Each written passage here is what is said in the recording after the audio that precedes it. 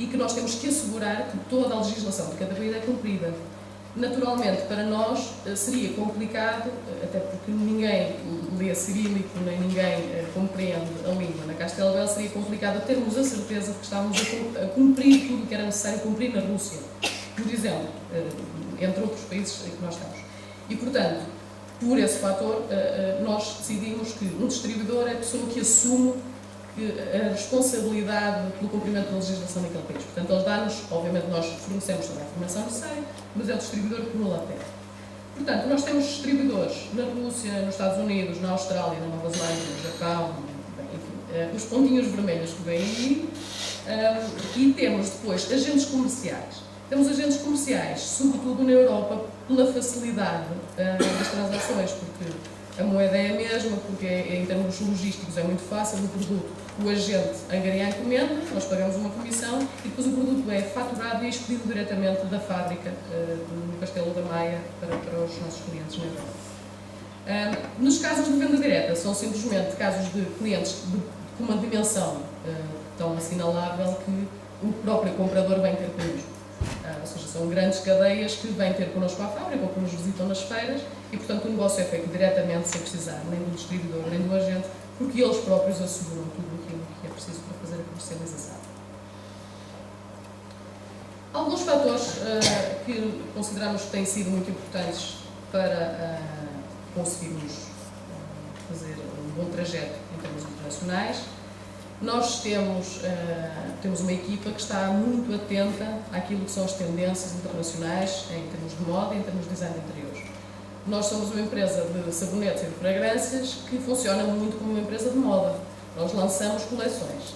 Em cada primavera-verão, em cada outono-inverno, nós lançamos uma coleção nova dedicada a um tema e, portanto, o que nós fazemos é, em 2012, nós estávamos a planear os produtos de 2013 e assim sucessivamente, para garantir que estamos sempre a acompanhar aquilo que é tendência de moda no ano seguinte. Isso, de facto, verificou-se na feira Maison et Objet, em que estivemos agora, porque uma das tendências da agência Nelly Bondi, que é uma agência muito importante de captação de tendências, uma das tendências, de facto, para 2014 é o mundo submarino, os peixes, as conchas, as algas, tudo isso. E, de facto, nesta mesma feira nós apresentámos uma coleção de aromas para casa que segue precisamente essa tendência, com o aroma marinho e que a própria embalagem é pintada, serigrafada, com algas, corais, peixinhos, todas essas tendências para o ano. Para além disso, nós acompanhamos também o que acontece no mundo, porque o que acontece no mundo também vai ditar tendências. Então, como o Brasil este ano está a ser noticiado às vezes por mais razões, mas o Mundial de 2014 é de facto um evento muito importante e como vai haver os Jogos Olímpicos pouco depois, nós decidimos que tínhamos que fazer qualquer coisa alusiva ao Brasil, dedicada ao Brasil, até porque nós estamos de facto presentes no Brasil, portanto queríamos reforçar essa ligação. Queríamos para isso lançar uma linha com cores semelhantes, com vida, com um aroma que já está definido, que esta linha vai ser lançada em maio. Esta linha tem um aroma de manga, aquilo que eu chamo manga de avião, tem aquele aroma de manga doce, com jasmim e lang-ylang. Portanto, é uma linha que acompanha também essa tendência. Nós tentamos também adequar-nos aos mercados o mais possível. Ou seja, nós começámos agora na Rússia, e quando eu digo começámos, quer dizer que estamos há 2 anos a começar, estamos sempre a começar desde há 2 anos para cá, tudo demora muito tempo, mas finalmente a primeira encomenda já saiu, portanto as coisas já estão bem encaminhadas. Surgiu a necessidade de fazer algo adaptado especificamente aos gostos do mercado russo. Para isso, a nossa distribuidora utilizou uma plataforma chamada VKontakte, que é o equivalente ao Facebook, mas é mais utilizada na Rússia, e perguntou ao público a que é que cheira a Rússia. E as pessoas participaram, surpreendentemente, eu por acaso pensei que aquilo não ia resultar, mas as pessoas de facto participaram. E disseram uma série de aromas que lhes faz, em que pensam quando pensam na Rússia. E portanto, nós agora na feira de Moscou já vamos levar amostras de velas e difusores com aroma de pinheiro, de lilás, de bétula, de morangueiro, tá? Pinheiro de tiro. Banha é uma espécie de banho turco, assim, um vapor. Portanto, temos neste momento estamos a desenvolver amostras para levar para a feira de Moscovo, para apresentar aos clientes e perguntar qual gostam mais. Ou seja, em vez de lançarmos sem termos a certeza de que é mesmo aquilo que eles gostam, vamos levar 4 ou 5 fragrâncias e as pessoas vão escolher. Portanto, esta será a linha de Rússia. É a nossa aposta para 2014. Depois, naturalmente, é importante o preço, também já foi falado aqui antes. Quando vamos para um país novo, aquilo que nós fazemos é primeiro ver quem é que já está lá, a que preço é que está lá, em que clientes é que está, e tentamos entrar nos mesmos canais e, obviamente, tentamos fazer um preço um bocadinho mais baixo, porque senão não se consegue entrar no mercado. Portanto, nós fazemos sempre o estudo, mais ou menos, dos preços de produtos de qualidade semelhante, naturalmente, e temos verificado que esta estratégia tem resultado muito bem.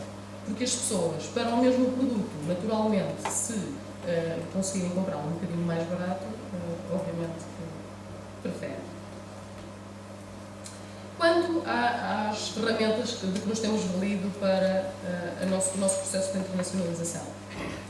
Obviamente, nas associações empresariais, devia estar aqui a AEP, obviamente, só não está, porque eu só pus aqui aquelas em que estamos agora a fazer temos alguma iniciativa neste momento ativa com essas associações. Nós temos com a NADLEI, que é a Associação Empresarial da Região de Leiria, porque eles levam uma comitiva grande, levam 40 empresas à Feira Ambiente em Frankfurt, e portanto, com a experiência que já tinham nessa feira e na organização, nós resolvemos associar. E com a Associação Seletiva Moda, pela mesma razão. Também juntou uma série de empresas que vão à Feira Interior Lifestyle em Tóquio, que é um mercado importante para nós, onde temos distribuidores e, portanto, nós quisemos participar. Temos, obviamente, também que realçar o papel da ICEP, que tem sido muito importante para nós, nomeadamente a figura do gestor de cliente, que tem sido importante porque nós às vezes temos dúvidas. Por exemplo, no caso do mercado russo, nós precisamos de alguns esclarecimentos em relação ao registro de marcas, porque nós tínhamos as marcas registradas a nível comunitário e a nível mundial, mas a Rússia, pelos vistos, não entra no nível mundial, portanto é para além do mundo. Portanto, nós tivemos que registrar as marcas também especificamente na Rússia e tínhamos algumas dúvidas em termos legais, por isso falámos com a ICEP, que nos enviou um esclarecimento excelente. Obviamente também as ferramentas que certamente já conhecem, de estatísticas, informações úteis sobre cada mercado, e no caso concreto da China, foi-nos extremamente útil, porque quando o nosso distribuidor fez o evento de lançamento da marca em Xangai, a pessoa responsável, o diretor da ICEP em Xangai, esteve presente e, portanto, deu uma imagem que eu considero de Portugal excelente, que é estar num evento em que estavam corpos diplomáticos de vários países e nós tínhamos um representante da ICEP a dizer: esta empresa é portuguesa e eu estou aqui para representar Portugal. Portanto, para nós foi excelente. Obviamente não é tudo bom e obviamente acontecem coisas às vezes complicadas.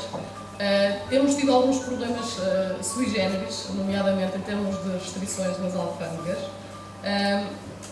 Os nossos difusores não têm álcool no sentido de etanol, não têm etanol. E, portanto, foi isso que nós declarámos quando se considerou a hipótese de exportar difusores para a Rússia. Soubemos, quando já estava tudo preparado para sair, que veio uma instrução da alfândega que não podíamos exportar 2 ou 3 fragrâncias porque aparecia a palavra álcool na lista de ingredientes na caixa. Essa palavra álcool era cinamilalcool, ou seja, era um outro produto que simplesmente era um álcool derivado e, portanto, a alfândega russa lia a palavra álcool é etanol. Pronto, não havia dúvida. E, portanto, o que é que nós tivemos que fazer? Aqui não houve remédio, simplesmente optámos por outras fragrâncias. Portanto, há fragrâncias que, se nós tivéssemos enviado isto tudo sem termos tido esta informação, ficava tudo barrado na alfândega e não entrava nada no país, que seria muito mau para toda a gente. Em termos de transportes, tivemos também um caso curioso de um produto que nós enviámos para a China, que foi enviado por barco, portanto não teve qualquer problema, mas depois, dada a dimensão do país, o distribuidor precisava de enviar por avião para os clientes das zonas mais afastadas de Xangai, que é onde ele tem o armazém. Acontecia que, pelas leis chinesas, havia um produto que tinha na lista de ingredientes um componente que não podia ser transportado por avião. Ou seja, ficou imediatamente limitada a venda daquele produto a Xangai, porque ele não conseguiu à zona circundante de Xangai. Portanto, aí mais uma situação que às vezes as pessoas não prevêem este tipo de limitações e que podem ser problemas. E depois, nem vale a pena falar do melhor exemplo de problemas com impostos, que é o Brasil. Nós temos difusores que entram no mercado brasileiro ao quádruplo, quíntuplo do preço de qualquer outro mercado, precisamente porque quando o importador vai desalfandegar o difusor, paga logo o difusor e mais 120% desse preço em impostos, logo à entrada, mesmo ainda antes de saber se vai vender o produto ou se não vai vender o produto. Alguns recursos necessários, bem, obviamente é preciso ter dinheiro, é preciso ter capitais próprios e é preciso também encontrar fontes de financiamento alternativas à banca. Obviamente que ninguém consegue viver sem banca, mas, para além disso, nós temos apostado sempre em candidaturas a projetos CREM. Os que estão a decorrer neste momento são dois. Nós temos um SI Qualificação e Internacionalização, que de facto nos apoia na participação em feiras, no registro de marcas, na prospecção de novos clientes, e temos um que, porque nós temos funcionários que têm algumas habilitações em termos científicos, nós envolvemos no projeto da ADI, da Agência de Inovação, portanto uma parceria entre nós, uma empresa chamada Widutech, de base tecnológica, e o ISER, e de facto vamos criar uma linha que é uma resposta a um mercado específico que nós temos, que é o do Norte da Europa, em que as pessoas procuram produtos orgânicos. Portanto, querem assegurar que tudo é perfeitamente natural e, portanto, estamos a desenvolver uma linha de cosmética natural, orgânica. Nós temos também a questão do private label, tal como assinalamos. Nós temos, de facto, uma componente bastante grande de private label e fabricamos para marcas bastante conhecidas, aí são só 3, mas até fabricamos bastante mais. Nós temos verificado que o private label tem sido muito importante para nós, a nível internacional, porque funciona como uma referência. Porque alguém que está no estrangeiro, que vê que está nas galerias Lafayette, vira o sabonete ao contrário e vê que fabricado por Castelbel, Portugal, vem ter connosco e assume bem, se fabricam para as galerias Lafayette, os produtos da marca própria devem ser bons. E, portanto, acabam por comprar as nossas marcas. E vice-versa. Compram as nossas marcas, acham que são bons e então pensam que se alguém tem capacidade para desenvolver o meu produto, que eu quero um produto semelhante, será esta marca, à partida. E, portanto, nós temos muito tido este ciclo de marcas próprias que influenciam a venda de marca do cliente e vice-versa. E depois, obviamente, tem sido extremamente importante os nossos funcionários. Em termos de formação superior, de facto, nós temos alguns recursos que, para uma empresa relativamente pequena, que nós temos 68 funcionários, portanto, não somos uma grande empresa, temos, acima de tudo, pessoas altamente dedicadas, altamente disponíveis, temos pessoas que falam várias línguas, temos pessoas extremamente entusiasmadas e depois, publicidade.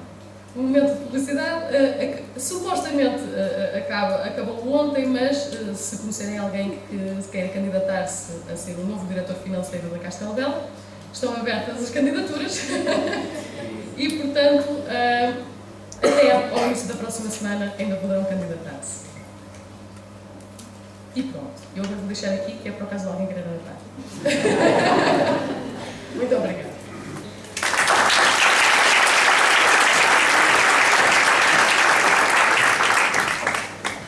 Obrigada, doutora. Eu dou só aqui duas notas, de facto não tenho ido connosco.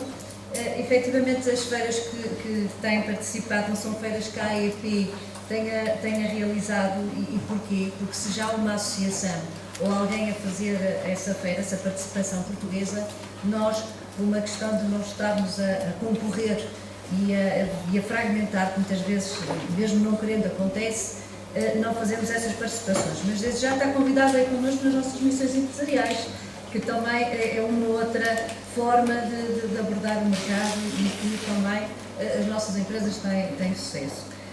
Nós vamos passar agora um outro testemunho, mas antes de passar a este testemunho seguinte, uma vez que é uma empresa já industrial, no sentido diferente em termos de atuação de mercado, eu só gostava de realçar aqui uns pontos que vi que é comum, quer numa e noutra apresentação.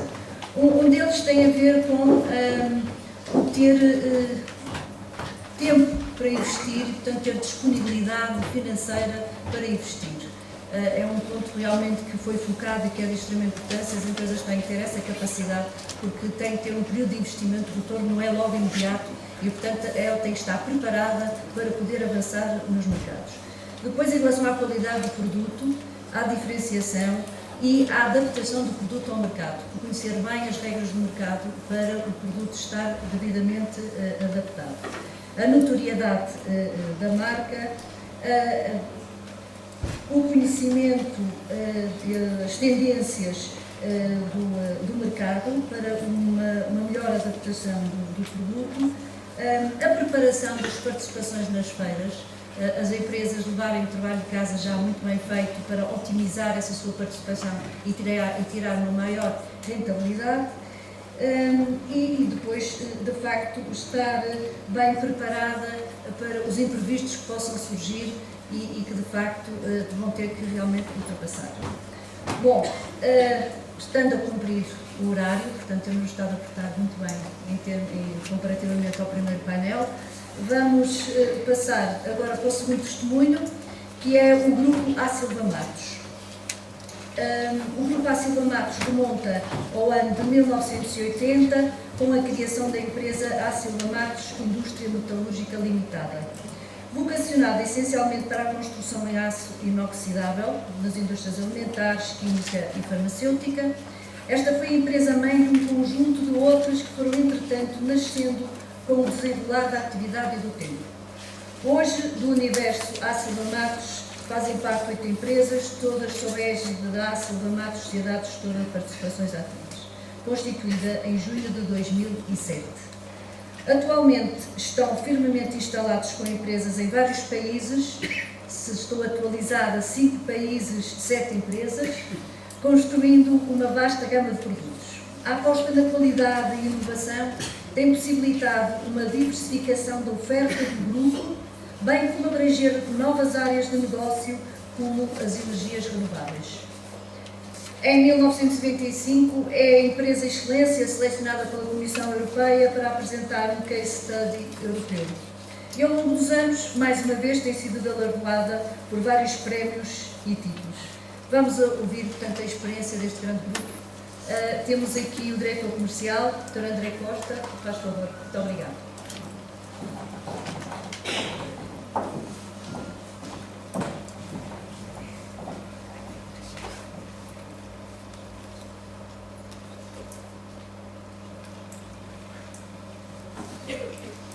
Então, todos, antes de mais, o Sr. Vitória B, é sempre muito agradável para nós estar nestas sessões, ajudar a esclarecer as pessoas e também ajudar algumas empresas a poder evoluir, como já aconteceu no passado.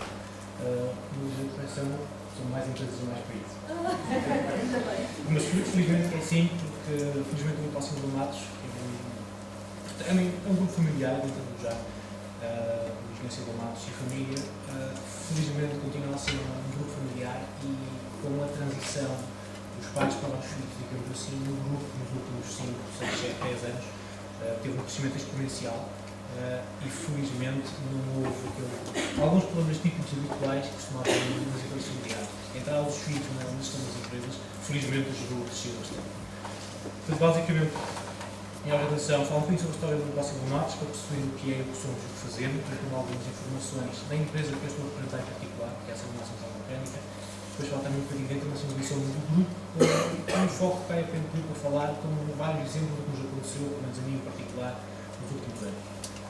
O historial, como já foi dito, alguma parte desta informação, constituída em 1980, na garagem da habitação particular do Engenheiro Silva Matos, no Limoeiro. Com 33, quase 34 anos de muito esforço, muita dedicação.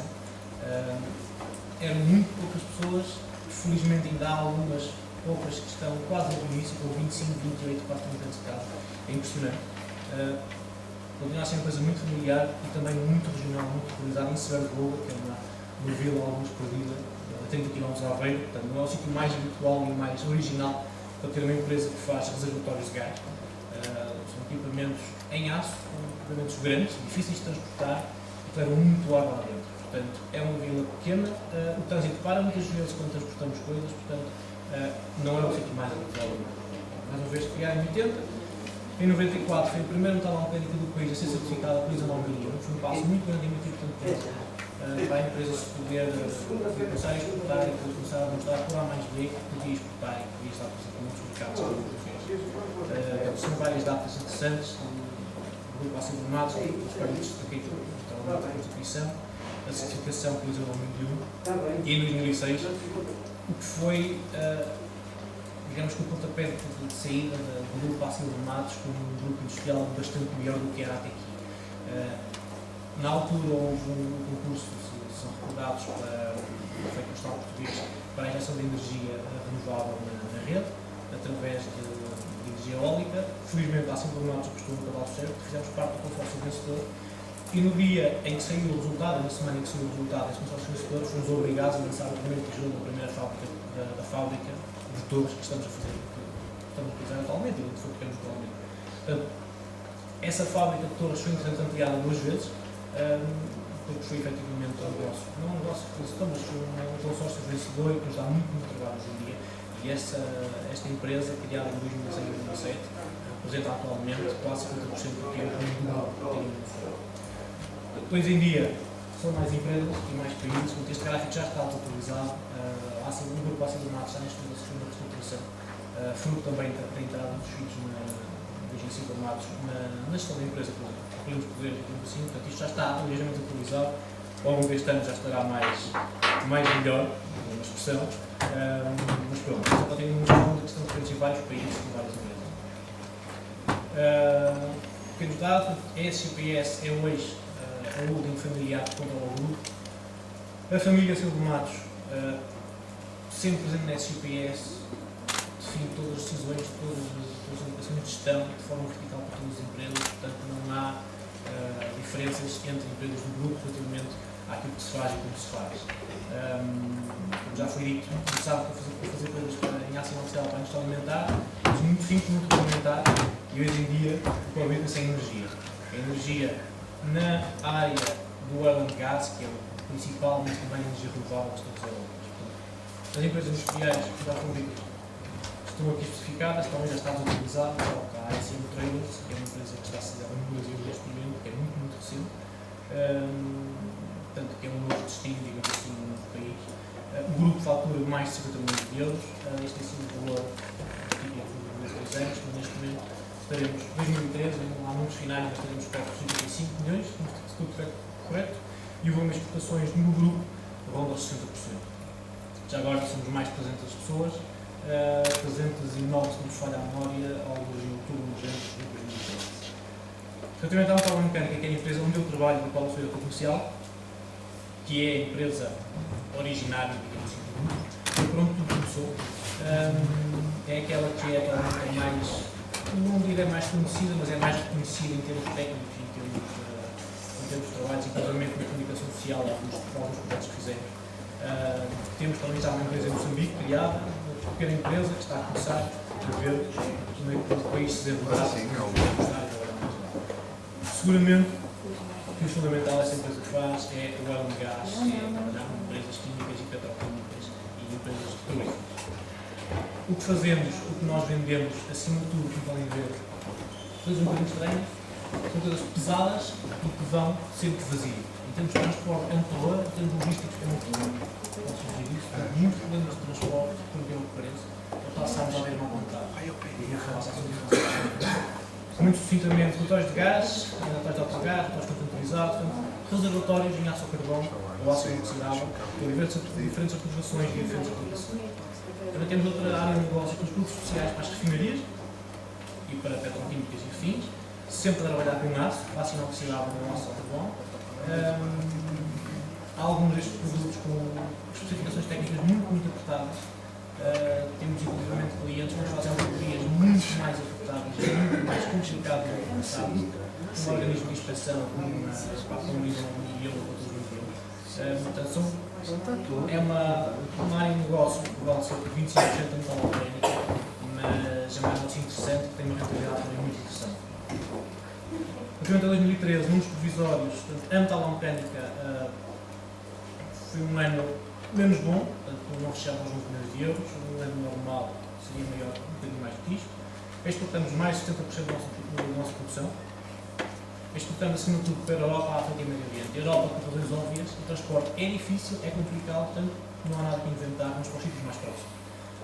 Em África, naturalmente, o Magreb, pela proximidade, é um mercado muito importante, e o Médio Oriente também, porque, como falávamos há um bocado, o Médio Oriente valoriza muito o meio na Europa, na europeia. Portanto, é fácil, mais fácil de vender lá do que noutros países, às vezes até mais próximo. Somos 91 pessoas. Eu tenho uma noção de como é que tem sido a evolução da faturação e das exportações nos últimos anos. Apesar de baixar qualquer coisa nos últimos tempos, o volume das exportações mantém-se, aumentou, portanto, estamos controlados, apesar da crise mundial que nos afetou bastante, especialmente no último ano e meio. Até há 2 anos nós estávamos a conseguir aumentar o volume de vendas das exportações e há um ano e meio foi como se fechasse a porta. Foi impressionante.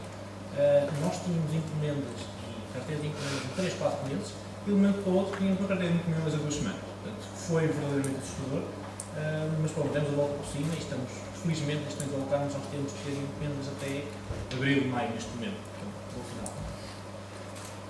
Produção, tipo de produtos, que é a produção standard, ou GPL, que é o mais significativo, como podem ver, vale 3/4 da produção e os produtos especiais valem 4. Distribuição por mercados. Portugal, naturalmente, 30%. Somos líderes no mercado há 20, 25 anos. Temos, se calhar, 98, 99% do mercado nos territórios GPL.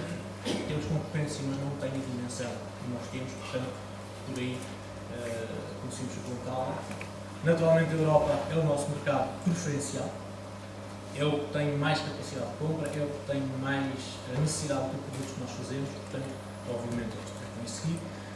O Magreb é um mercado muito importante para nós. A África também começa a ser muito importante para nós, sem ser nada. Portanto, esquecendo o Magreb, todo o resto da África começa a ser muito importante também para nós.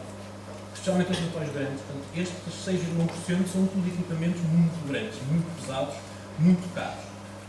Já não se vê na Europa, porque a Europa já não tem necessidade deste tipo de equipamentos. Todas estas instalações grandes, que têm uma capacidade grande de armazenagem, para depois fornecer para os mais pequenos, como estão a entender, já estão feitos, portanto já não tem essa necessidade. Em África é o contrário, ainda não os pequenos, é necessário os grandes. Portanto, estes 6% são muito interessantes porque têm um potencial de crescimento muito grande. Para sítios tão estranhos como o Togo, como o Chad, como a Costa do Marfim. E também a Ásia já começa a despontar também nestes mercados. Esta semana temos uma notícia, conseguimos a primeira venda no Sri Lanka. É um país um bocadinho estranho, mas o transporte, por incrível que pareça, é muito barato. Eu a primeira vez que subi no preço de transporte para a Indonésia, que é um país onde nós ainda temos alguma realidade, não muito, mas pouco, quando subi o preço de transporte, liguei para o transporte e disse: "Pá, vocês esqueçam, eu vou eliminar isto, mas mando de novo, fosse enganoso." Ele começou a dizer isso: não se preocupe, que é mesmo assim, é que os contentores vão cheios para a Europa e regressam vazios. Portanto, todo e qualquer transporte para a Ásia é muito barato. À partida, um país muito longínquo que está nos antípodas de Portugal, onde nós não seríamos competitivos, somos extraordinariamente competitivos. Somos mais competitivos a vender em Indonésia do que a vender em Marrocos. O Marrocos está aqui a tirar a esquina. Portanto, às vezes há coisas que não vão pensar fora da caixa, mas às vezes tropeçamos neste tipo de coisas que parecem perfeitamente idiotas, mas efetivamente acontece. Portanto, vendemos em Indonésia, não vendemos mais porque o mercado é muito pequeno, mas somos muito competitivos porque o transporte é muito barato. 2013, uma pequena ideia portanto, de onde estamos a vender e o que é que estamos a vender. Naturalmente, os países mais próximos, Espanha, França e Bélgica, são os países mais importantes para nós, e também Marrocos. Portanto, isto é o core dos nossos clientes, e depois temos vários países. Neste caso, em 2013, temos um país com muitas fatias distribuídas por vários países. Para falar um bocadinho sobre internacionalização, justamente o que a EPA pediu e alguns exemplos. Portanto, começámos a exportar em meados dos anos 90, um processo difícil. Começámos por Espanha, Houve muitas viagens por todas as comunidades autonómicas em Espanha, porque havia a necessidade de aprovar o produto em cada uma das comunidades, muito difícil. Até há relativamente pouco tempo, eu estou na Silva Matos há cerca de 10 anos, mais ou menos coisa, eu comecei a fazer a parte da logística da empresa e cheguei a ter contactos com a Andaluzia e com o sul de Espanha, tudo mais reacionários, para dizer, que me diziam claramente que eu não quero tantos portugueses. Eu disse, homem, vai-me desculpar, mas é o meu cliente que me está a comprar e que me faz para entrar em sua casa. E diziam, não senhora, na minha casa só tem produto espanhol. Portanto, isto há 10 anos atrás acontecia. E há relativamente pouco tempo ainda voltou a acontecer uma vez por outra, quer dizer, não é o mercado europeu, é muito interessante, é sim senhora, mas temos casos destes ainda, em sítios mais complicados, e isto ainda existe. Portanto, muita atenção também a esses pensos que nós podem acontecer. Portanto, atualmente começamos por Espanha, depois França, depois Marrocos, sítios mais próximos, não há complicados. Temos de exportar o que é mais próximo, com menos dinheiro, e onde é mais fácil estarmos presentes de forma regular. Vendemos regularmente e sempre entre 15 a 20 países, temos clientes que nos compram sempre nesses 15 a 20 países, infelizmente. Temos sempre vendas de spot mais ou menos interessantes, mais ou menos maiores, outros 5 ou 10 países, dependendo do ano. Portanto, vendemos regularmente para 20 ou mais países todos os anos, portanto, temos uma presença bastante interessante a nível da exportação. Atualmente temos quase 50 países com produtos a ser arrumados. O mapa mundo começa a ficar um bocadinho mais preenchido que gostava. O meu objetivo pessoal é conseguir ter sempre um ou dois sítios novos, por mais estranhos que possam aparecer no mapa mundo todos os anos, para torná-lo um bocadinho mais preenchido, quanto ao objetivo pessoal, às vezes conseguimos por vezes.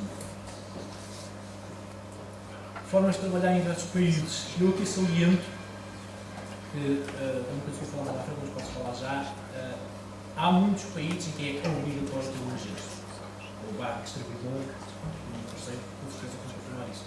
Há países onde se não houver um distribuidor ou um agente, seja para o que for, não se vende. Ou vende-se, mas não se consegue vender com a produtividade ou eficiência que se quer. Há países que obrigam isso. Na Argélia é impensável vender de forma direta, pelo menos no nosso lado. Na Líbia, irem aspas. Na África do Sul já se pode vender de forma direta, então nos casos aqui, mas temos um exemplo. Tivemos uma sorte brutal na África do Sul. A sorte dá muito trabalho, é um facto, mas também é preciso tê-la. Se não tivermos sorte, não adianta. Temos um agente, trabalhava numa empresa muito importante no local, chateou-se com o patrão, estabeleceu-se por conta própria, conhece o mercado todo, toda a gente que conhece, confia muito nele, ligou-me, olha, queres trabalhar comigo? Se calhar era uma boa ideia. Portanto, começámos este ano, estamos a vender em grande força. Portanto, é um mercado fantástico. E o que é que fizemos para merecer isto? Pouco. Muitos anos de trabalho, muitos anos de feira, muitos anos de prospecção, muitos anos de trabalho e agora reflete. Esta é uma ideia fulcral. A internacionalização custa muito dinheiro e dá muito trabalho e demora muito tempo. Temos que ter sorte, atravessar a fronteira com a Espanha, começar no primeiro ano isto e vendemos muito. Ainda é muito a expressão. Ou então não. Nós temos um cliente, estive na Alemanha, portanto, acho que uma coisa acabar de chegar. Felizmente exportamos muito. Eu estive na Alemanha esta semana, não sabe muito frio, por sinal, depois vou estar estragado por causa disso. Eu ando a namorar um cliente alemão, uma grande multinacional alemã, este chamado Matos. Há 10 anos e uns meses que tento contactar com este cliente. Tive a primeira encomenda esta semana. Por um protótipo. Não para vender, é só para dizer se somos bom ou não. Portanto, é uma multinacional com uma dimensão, trata aos pés, a nós ao pé deles somos um pouco mais que migalhas. Demorei 10 anos e uns meses a entrar lá. Portanto, mais uma vez, custou muito dinheiro, deu muito trabalho, mas se tudo correr bem com este protótipo, e também tivemos sorte mais uma vez, porque eles têm tradicionalmente um dos fornecedores, um deles fez a janeira e então vão dar a oportunidade ao outro, que andavam a sacá-los há 10 anos e meio. E aquilo que me disseram muito rapidamente foi: o teu preço é assim, é muito normal, os teus desenhos são interessantes, mas tens que fazer o protótipo. E se estiver tudo bem, vocês têm muita sorte. E se estiver tudo bem e nos encomendarem metade daquilo que eu conheço, o tipo de produto em causa representa, a quantidade em causa só para este ano e para o próximo representa mais de 60% do meu objetivo para aquele produto em particular, um único cliente. Portanto, mais uma vez, dá muito trabalho, custa muito dinheiro, mas pode valer muito a pena. Para quem está a começar, mais uma vez, dá muito trabalho e custa muito dinheiro, mas pode valer muito a pena. Continuando, nossos clientes de referência no oil and gas, portanto, são conhecidos de toda a gente, acho eu. É um mercado relativamente fácil de trabalhar, porque é muito fácil identificar os players do mercado, pelo menos na Europa e nos países mais habituais internacionais. Falando um bocadinho daquilo que a EPM pediu, os obstáculos que nós temos encontrado nos últimos tempos, infelizmente, a imagem de Portugal não é das melhores. Custa muito dizer isto, eu vou à Argélia, que é provavelmente dos países onde eu menos gosto de ir. É o país onde eu me sinto menos confortável, apesar de estar aqui muito próximo de casa. E é muito mal chegar à Argélia, onde falta muita coisa, onde há muita coisa muito estranha, e dizerem, falarem comigo de forma bastante depreciativa. Então, como é que está Portugal? Está poeira. Mas sentir isto na Argélia, tratarem mal um país como Portugal, na Argélia é muito mal. Portanto, se a Argélia faz isto, vocês não imaginam o que é ir a Espanha, a França, a Alemanha ou a Inglaterra. Num mercado como o nosso, em particular, no oil and gas, contacto é um bocadinho diferente dos economistas, penso que os agentes contactam mais com a população geral. Nós sofremos muito com esta imagem de Portugal da FMI, que temos para a terceira vez a FMI em Portugal. É muito complicado conseguir passar a mensagem que o nosso produto é bom, não é barato e por isso é que é bom. Então, mas o FMI continua lá, portanto, pela terceira vez, qualquer coisa vocês não sabem fazer, não sabem construir.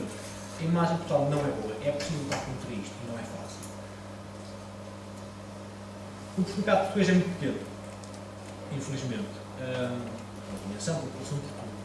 Nós temos dificuldades de compra de matéria-prima, de entrega de matéria-prima, de transporte de matéria-prima, só para falar de matéria-prima. Porquê? Estamos no mercado da Europa. Uma coisa que é produzida na Alemanha, se vier por caminhão, primeiro entrega na Alemanha, depois em França, depois em Espanha e depois em Portugal. Se quando chegar a Portugal ainda o é. Portanto, eu não estou a brincar. Isto é mesmo verdade, isto já aconteceu. Ainda ligado à eliminação do mercado português, nós tivemos um problema gravíssimo lá, há 3 anos ou 3 ou 4 anos atrás, 90 para a Argélia, um projeto muito grande, muito interessante, que valia quase 15% da minha faturação desse ano. Estava tudo pronto para sair, vinha um barco de propósito que nós tínhamos fretado quase metade desse barco, era um armador, não sei se era grego, se era turco, penso que era turco, tinha um agente cá em Portugal, mas esse armador ia primeiro carregar a Itália nas pás com as torres eólicas e depois vinha a Portugal, carregava os equipamentos acilomatos e ia para a Argélia. O cliente em Itália achou por bem alterar a especificação das pás que ia transportar e elas, em vez de terem 33 metros de comprimento, passaram a ter 37. Ora, 37 metros de comprimento vezes N pás num navio ocupa um bocadinho de espaço a mais, não sei imaginar. Alguns contentores que nós queríamos transportar, que eram 37 ou 38, milagrosamente, de um momento para o outro, passaram a ser 7. Portanto, isto com uma carta de crédito para a Argélia, com penalidades de entrega muito grandes, muito complicadas, portanto, de um momento para o outro, tínhamos tudo para sair, estava tudo a correr muito bem, a obra tinha corrido de forma fantástica e, de um momento para o outro, tínhamos transporte. Porquê? Porque o mercado português é muito pequeno, nós não temos dimensão. Obviamente, o armador o que é que fez? Deu prioridade ao cliente italiano, porquê? Porque é um cliente regular, ele e os clientes italianos são regulares, portanto, isto foi uma compra spot que nós fizemos, portanto, nós íamos ser os últimos a ter prioridade. Portanto, muita atenção também a isto. A nossa dimensão e a nossa utilização não nos ajuda. Outro caso grave. Eu, com o Médio Oriente, temos um relatório típico de 50 metros cúbicos. Tem 14 metros de comprimento, por 2,5 de largura, de modo quase 3 de altura. Eu não consigo transportar isto para Portugal. É um caminhão tipo. E o Portugal não consigo mandar para o Médio Oriente. Bom, tenho que ir a Valência ou tenho que ir a Barcelona e mandar lá para o Médio Oriente. Eu tenho que ser mais competitivo que o meu concorrente espanhol que está no evento do Médio Oriente. Portanto, se houver aqui alguém numa companhia de navegação que me explique isto. Eu não consigo arranjar uma flat, meta um reservatório em cima, que carrega em Leixões, ou em Aveiro, ou em Lisboa, ou em Sines, e vem para o Médio Oriente. Mas em Espanha consigo, vá lá. É fantástico. É muito mau. Porque isto à cabeça implica logo um custo adicional de 2 a 3 mil euros. E se eu tiver uma boa relação com as pessoas, por acaso teve. Ou seja, a nossa localização e o tipo de mercado que temos e o tipo de rotas comerciais que nós temos não ajuda em alguns casos. No nosso caso é complicado porque, e é por isso que o transporte é muito autónomo, nós transportamos coisas muito grandes, coisas maiores como agora não percebe, ou várias, onde é que eu controlo. Então, nós compramos transportes especiais, e mais à frente eu vou dar um exemplo do que nós tivemos, Nós temos problemas de transporte que são coisas muito grandes, que levam muito ar. Um cliente nosso uma vez disse que nós tínhamos mandar os reservatórios para a Espanha, como não, para a Inglaterra, com o vinho do Porto lá dentro, porque para eles que era mais interessante. Por acaso era uma boa ideia, até financeira. Mas nós temos problemas de transporte que são coisas grandes. Não é aplicável a toda a gente, como é óbvio, mas só que eu tenho uma noção de que a nossa dimensão, em alguns casos particulares, pode nos criar problemas. Temos também, pela dimensão do mercado, alguns setores mais específicos de tecnologia, ou seja, de maquinação de materiais, de tratamentos superficiais, de pinturas e fins. Eu tenho um produto também para a Alemanha, vou seguir muito eu esta semana, que se eu arranjar uma solução, um determinado tratamento superficial do equipamento que nós fazemos, nós vendemos. Tem que arranjar essa solução em Portugal. Até ver no encontro. Portanto, já não consigo, porque é um tipo de acabamento, um tipo de serviço que não é fácil de encontrar, há meia dúzia na Europa, portanto o preço de mandar daqui para Portugal, depois voltar daqui para a França, ou para a Alemanha, se o for, depois ir para o destino final, já não compensa, já não conseguimos, já não somos competitivos. Portanto, a nossa dimensão também não ajuda em alguns casos como este. Fatores críticos, coisas muito importantes. Mais uma vez, resiliência. Temos que ter bom corpo, como se diz na minha terra. Temos que ter muita capacidade de esforço, temos que trabalhar muito, temos que recuperar muito. Em muitos casos não é fácil, mas compensa muitas coisas. Já foi falado de forma financeira e também de recursos humanos. Eles viajam muito, tal como eu viajo muito. Seguramente que a empresa não pode ficar sem ninguém, só que as pessoas consigam. Ou seja, para além da capacidade financeira, tem que haver pessoas.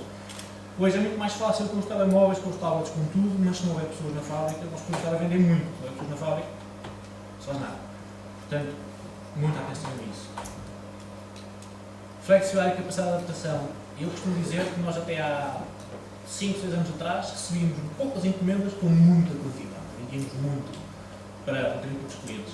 Hoje em dia, vendemos com base em muitas encomendas de muito poucas quantidades.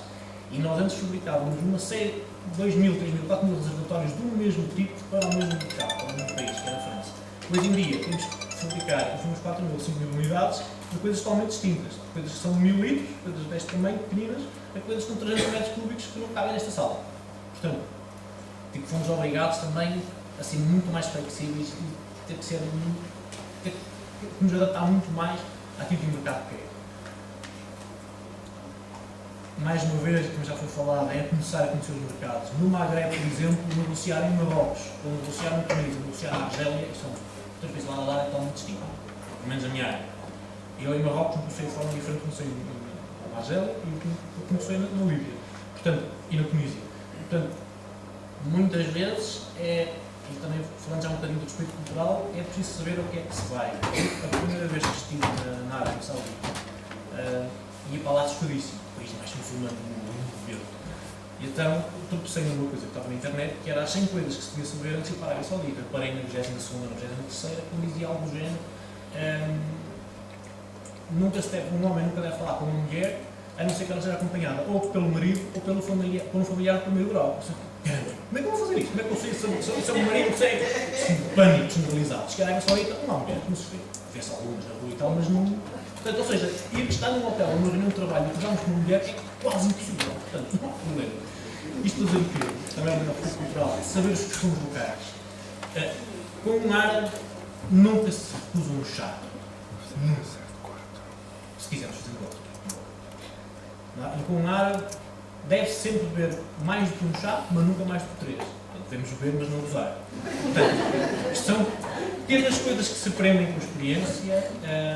É um mercado muito interessante e muito fácil. Se tivermos capacidade técnica, se formos bons a vender o que somos, conseguimos. Eu estive uma vez no Qatar, a primeira vez que estive no Qatar, acho que foi a segunda vez que lá estive.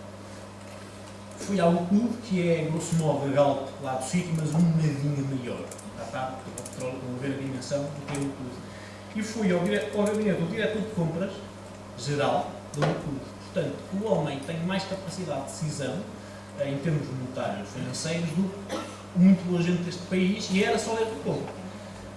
Portanto, eu cheguei lá, sabia o nome, tínhamos conseguido saber o nome do homem e disseram o gabinete do Sr. Saad, um dia, no fundo, à direita, à esquerda.